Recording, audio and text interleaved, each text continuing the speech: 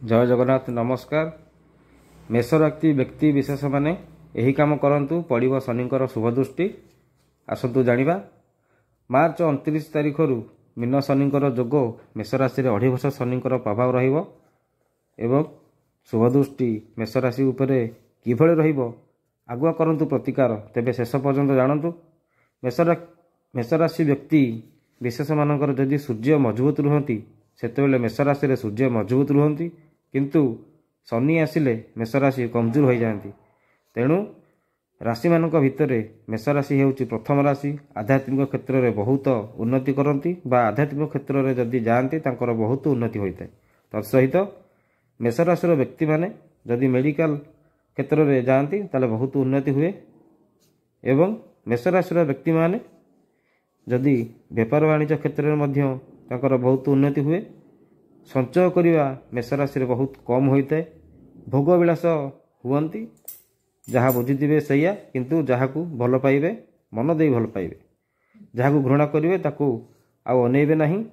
बहु जिदखोर होइथांती। मेंढा मुंड जेमिति टाण ठीक सेहीपरि बहुत टाण होइथांती। मेष राशि व्यक्ति विशेष माने आध्यात्मिक क्षेत्र में एमाने बहुत भल अटंती एवं तांको अंतरटा अतिश सरल होता है। मेष राशि माने कहार अनिष्ट चिंता करंतिनी। जदि चिंता करंती तेबे तांको मनरे थिबा दया धर्म आसीबारु सेथिरु निवृत्त रहि जांती। एहा हेउची मेष राशि लक्षण।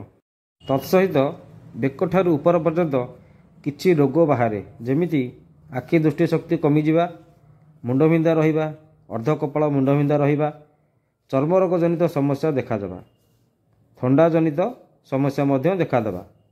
जदि मेष राशि नारी होइथांती तेबे तांको प्रति अन्य मानकर नजर बेसी रही थाए।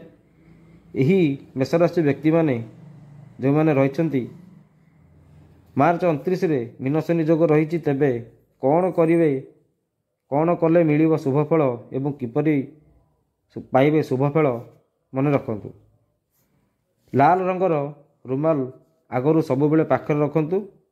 ता छड़ा सबुबेले लाल रंग बा कपड़ा को गुरुत्व दियंतु। आउ गोटे कथा मन रखंतु, हनुमान चालीसा पाठ करंतु। मार्च 29 पूर्वरु घरे सुंदरकांड हनुमान चालीसा करंतु बा मार्च 29 तारिख पर मध्य करि परिबे एवं हनुमानकर पूजा मध्य करि परिबे।